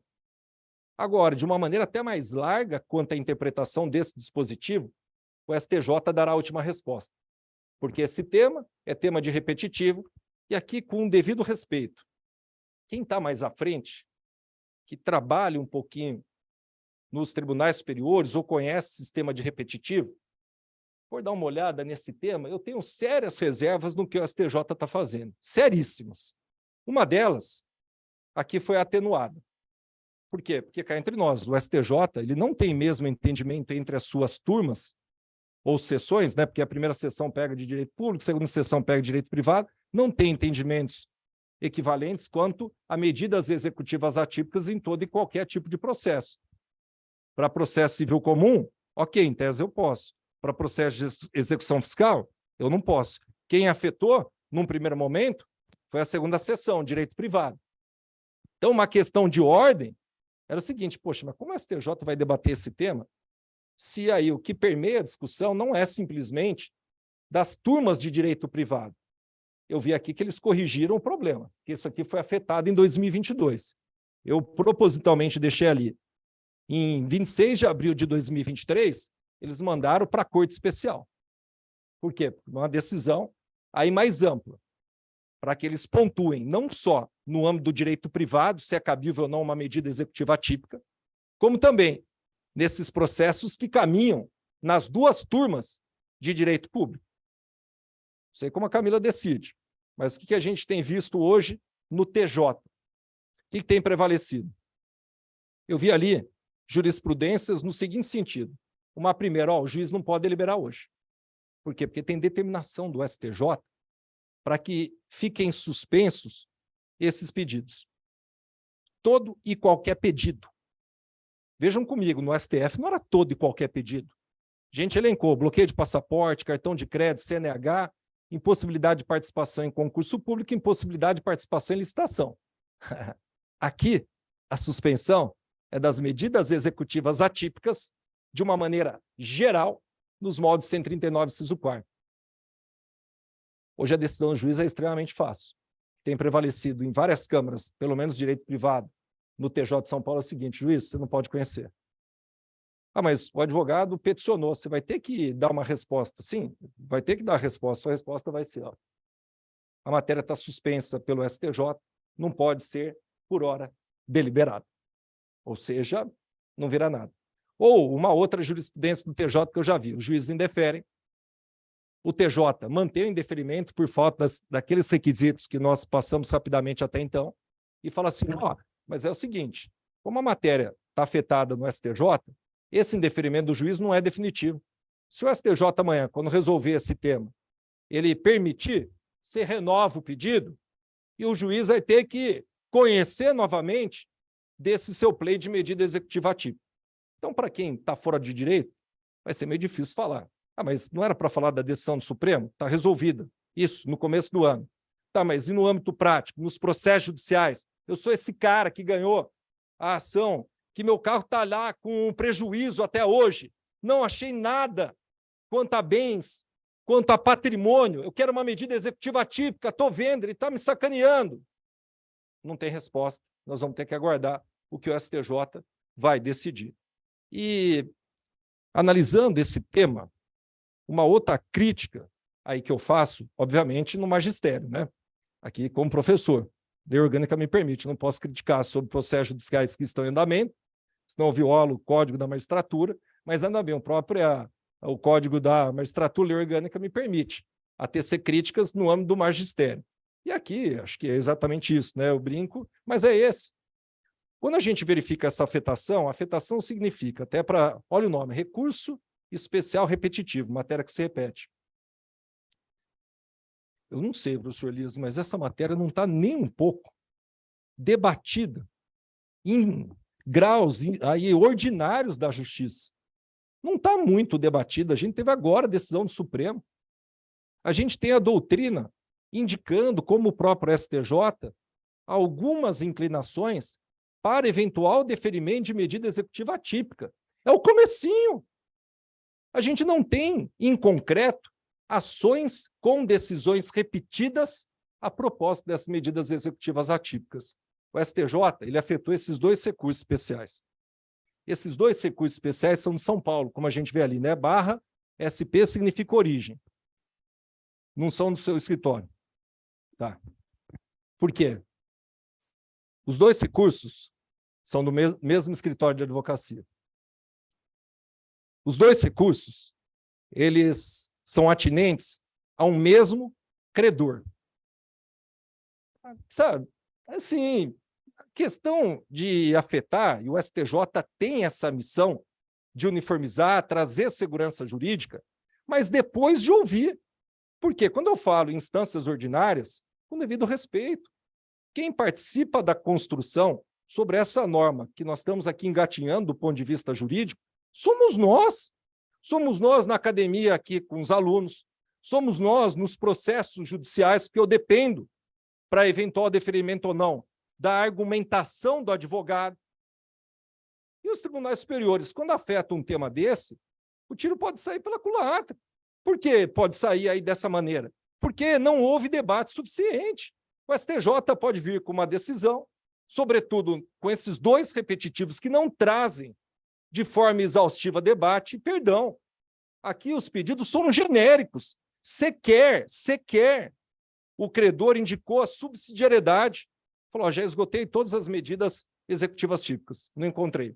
Então, estou querendo essa medida executiva típica. Eu acho de extremo risco o Instituto Brasileiro de Direito Processual Civil, né, um dos coordenadores, o professor Cássio, aqui reportado, ele lança nessa afetação do STJ essa questão de ordem, para o STJ reconsiderar. Falou, deixa a questão ficar melhor, aí debatida nas instâncias ordinárias, para depois, eventualmente, vocês terem condição de fixar aquilo que pode ou não pode fazer, de toda maneira. Esse é o panorama atual. Qual a aplicabilidade do 139, inciso 4º do CPC num processo judicial hoje? Nenhuma aplicação. Porque o que tem que fazer o juiz, o que tem que fazer o tribunal?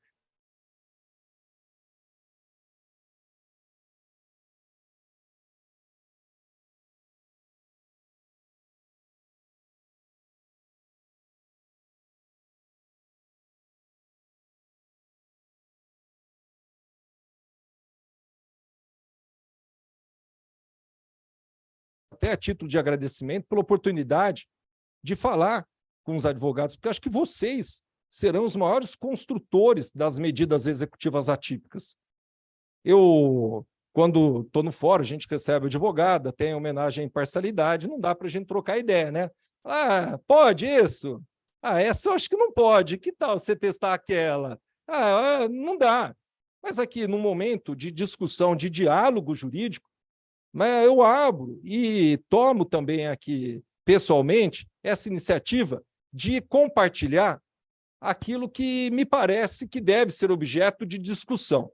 Então, finalmente, eu coloco aqui alguns parâmetros necessários, possíveis, para eventual medida executiva atípica.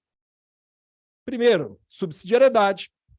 Então, o advogado pediu, mostra que medida executiva atípica já foi feita, não teve resultado. Segundo ponto, não pode se constituir em ilícito. Isso eu acho importante. O que você está pedindo, mesmo se cumprido o primeiro requisito os demais, você está pedindo não pode ser algo que, por exemplo, viole a Constituição, porque vai ser algo ilícito. Vou dar um exemplo. É objeto de decisão judicial. Numa ocasião, numa reintegração de posse, o juiz deferiu a liminar, era para retirar uns alunos dentro de uma escola. Os alunos não saíram voluntariamente e ficaram lá. E havia enorme receio de determinar a retirada forçada por intermédio da Polícia Militar. O que o juiz decretou como medida executiva atípica? Eles não querem sair voluntariamente? Vão ficar na escola? Vão pernoitar? Nós vamos ficar tocando música a noite inteira. Nós vamos cortar a água. Seguinte, essas medidas, sobretudo à luz dos direitos humanos, Brasil, né, outros estados, eles assinaram o Tratado de Istambul. O Tratado de Istambul ele prevê como impossibilidade, sobretudo para a garantia de direitos humanos, a impossibilidade aqui, até dessa técnica, para impedir o sono. Então, ali, ficar tocando música. impossibilidade de decretação de corte de água para cumprimento, por exemplo, de uma decisão judicial. Então, esquece esse tipo de medida, porque ela se constitui ilícita. Uma outra, até mais fácil hoje, quando estava saindo da faculdade, você acha que vale a pena ir lá? Falei, não por mim, mas vai pelo professor Elias, lá você vai aprender. E aí o que acontece? Exemplo de lista, está devendo para a faculdade. O que a faculdade tem que fazer? Te cobrar. Cobrou. Não consegue conquistar o valor da mensalidade que está sendo ali, está em aberto. Será que a faculdade ela pode te inibir de fazer prova, de entrar na faculdade, né, de inibir de entregar trabalhos? Não, nós temos até uma lei nesse sentido de 1999. Consequentemente, esquece esse tipo de medida executiva atípica. Terceiro requisito, fundamentação adequada para o caso, isso não é nenhuma novidade. Eu só aqui estou fazendo um checklist, isso está pautado no STJ. Observância do contraditório, falei para vocês, o exemplo da aeromoça. Em quinto lugar, obediência ao princípio da proporcionalidade. Esse exercício me parece também ser necessário por parte de quem faz o requerimento de medida executiva atípica. Proporcionalidade, basicamente, significa adequação, o meio que eu quero é suficiente. Depois, necessidade da medida. Esse meio, embora suficiente, ele é o menos gravoso. Então é o seguinte, você só vai descendo, porque proporcionalidade tem um tripé. Então, primeiro, o meio é suficiente? Ainda não cumpriu proporcionalidade, você cumpriu o primeiro ponto. Segundo ponto, tá bom, meio suficiente? Então, necessidade. Necessidade significa, não tem nenhum outro meio menos gravoso? Não, ótimo. Você está cumprindo proporcionalidade, mas não terminou. São 3 requisitos cumulativos. Chegou no terceiro, que é a proporcionalidade em sentido estrito. A vantagem, por meio daquela medida executiva atípica que eventualmente for deferida, tem que ser maior que a desvantagem. Isso que é princípio da proporcionalidade. Em sexto lugar, indícios de patrimônio expropriável. A Camila deve se lembrar, indícios de patrimônio expropriável, a gente tinha até uma técnica para saber quando tinha um pedido desse na execução por aqui. E falava, é devedor? Ostentação?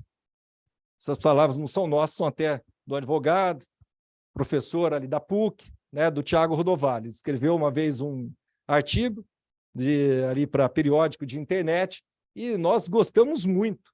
Por quê? Porque ele resume muito bem, fica fácil a gente entender o que é isso. Ó. Indícios de patrimônio expropriável, indício que ele tem patrimônio.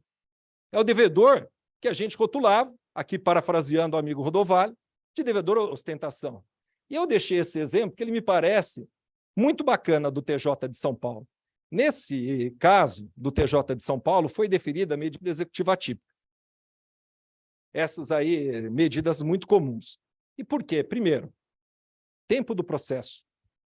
O processo já caminhava em execução há 12 anos. E nada de se encontrarem bens dos devedores. Segundo, típico caso de devedor ostentação. Típico caso, e aqui, vamos traduzir para algo técnico, para indícios de patrimônio expropriável. Por quê? Porque o devedor, na verdade eram devedoras, elas ali constantemente publicavam em redes sociais viagens inúmeras pelo exterior. E assim, só hotel de luxo, só carrão. O que acontece? O credor fica olhando aquilo, o juiz fica olhando aquilo e fala, opa, peraí, esse não é o pobrezinho. Esse aqui não é aquele que não tem patrimônio e que não pode sofrer pena, como não pode, na sua pessoa. Esse aqui não está cooperando para a efetivação da execução. Dito e feito. TJ de São Paulo, nesse caso, me parece, de maneira muito acertada, deferiu medida executiva atípica. Cumprimento demonstrado desse sexto requisito.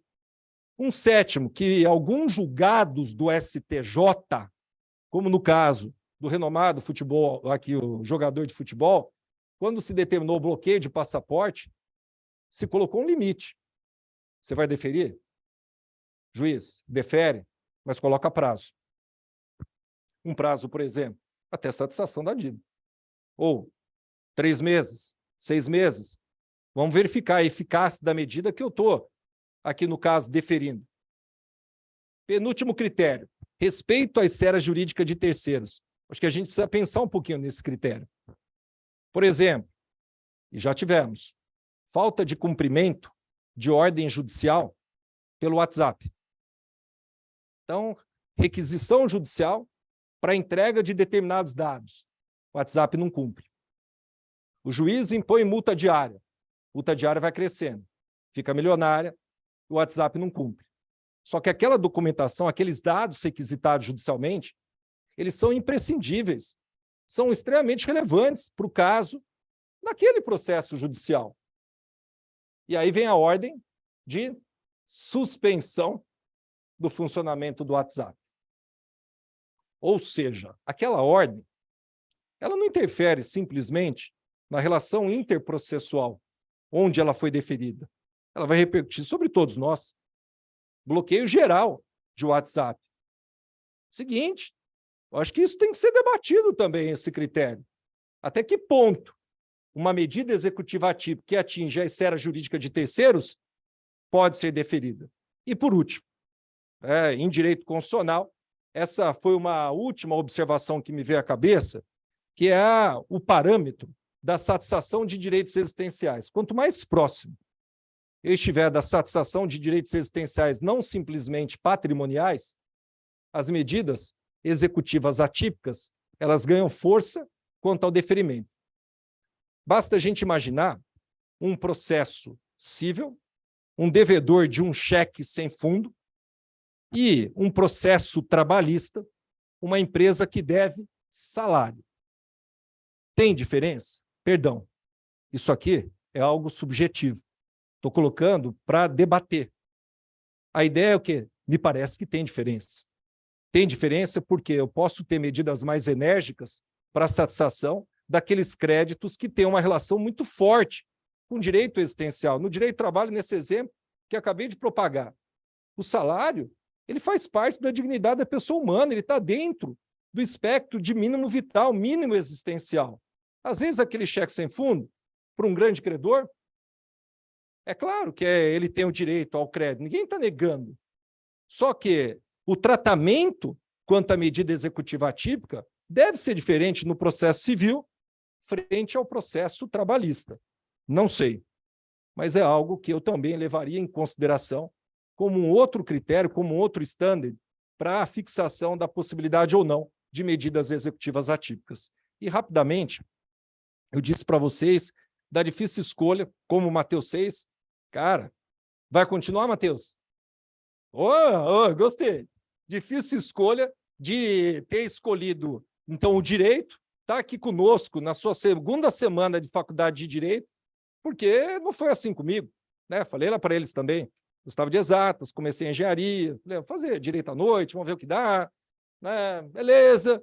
E me pareceu muito prudente, né? Falei, olha, aqui a ideia dos matemáticos me persegue. Acho que você conhece esse cara aqui. Esse aqui, para quem não gosta de exatas, fala, credo, eu não quero nem me lembrar. Né? Esse cara aqui, ó, tinha uma importante teoria do triângulo de Pascal.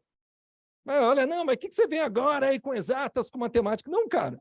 A ideia do 139, inciso 4º, eu acho que um ótimo resumo, seja, ele não conhecia a medida executiva atípica, tá? Ele não ia para esses ares lá atrás.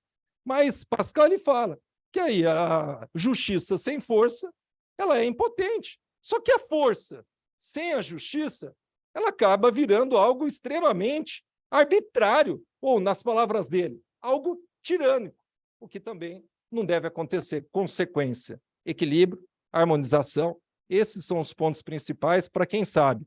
Logo mais, decidido ou não aquele tema pelo STJ, a gente tenha novamente nos processos um maior debate quanto a essa matéria. Muito obrigado.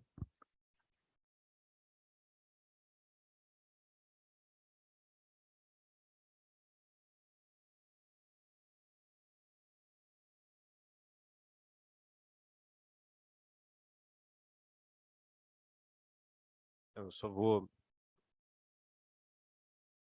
além de parabenizar aqui o Dr. Renato pela excelente palestra dele, que foi maravilhosa, ele citou um exemplo da questão trabalhista, e eu me lembrei de uma situação com um juiz trabalhista, que foi meu colega, né? A gente, na verdade, fez o pós-doutorado em Coimbra juntos, e ele, no final da minha exposição, que era justamente sobre esse tema, ele disse o seguinte, doutor Renato, não, mas isso, você realmente vê alguma questão aí, porque eu aplico corriqueiramente, e ele é o juiz do Rio, e ele falou o seguinte, que lá no Rio é muito simples você mandar as empresas pagarem, né, os débitos trabalhistas. Como a diretoria ela fica geralmente no 15º andar, período de calor, você interdita o elevador do prédio. Os diretores não conseguem pegar a escada, tá? E aí, mas por que que eu tenho que pegar a escada? Né? Porque está devendo, o justiça trabalhista mandou para regularizar o salário. Pô, então regulariza.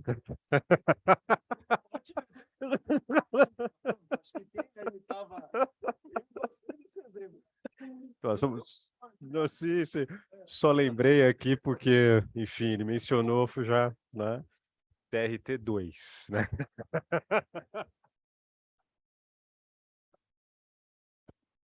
Bom, professores, muito obrigada.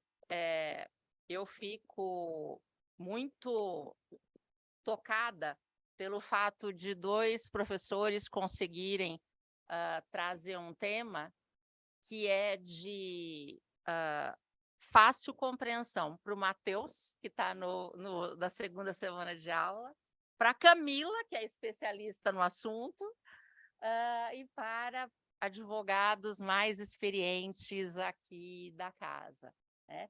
E a gente precisa voltar a qualquer hora, professores, para a gente pensar, talvez não seja a área, mas para a gente pensar do outro lado, em medidas quando o devedor é a fazenda pública, né?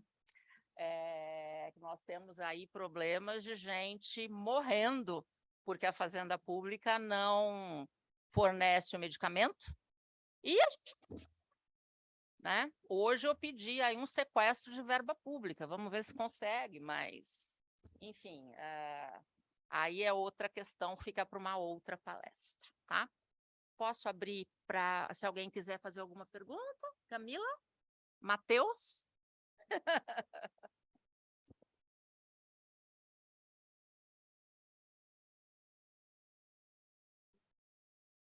Para o microfone. Hã? Ah, eu acho que ela levou. Ah, eu achei que ela fosse fazer pergunta. Bom, gente, foi um grande prazer, uma grande honra. Eu fiz diversas anotações aqui que eu vou levar para casa e para o escritório. Matheus, eu te espero aqui amanhã, tá? Porque a semana jurídica continua. Amanhã do tabelião, que é um assunto. É isso aí, amanhã é o dia. Mas assim, tá? E daí no meio tempo você vem fazer um trabalho voluntário aqui na UAB, que é o que a gente faz também. Muito obrigada, professores, muito obrigada a todos e a todas. Só temos aí o conhecimento, é algo que tem que ser expandido, que tem que ser difundido, e só para aquelas pessoas que são alunos do professor Tiago Rodovalho, que estão aqui, eu tenho um grupo aqui, eu falei, professor Tiago Rodovalho sendo citado aqui, e o Daniel Brix respondeu, o doutor Renato sem o que falar, então. Com toda brincadeira. Boa noite, pessoal. Nos vemos amanhã. Muito obrigada. Muito engraçado.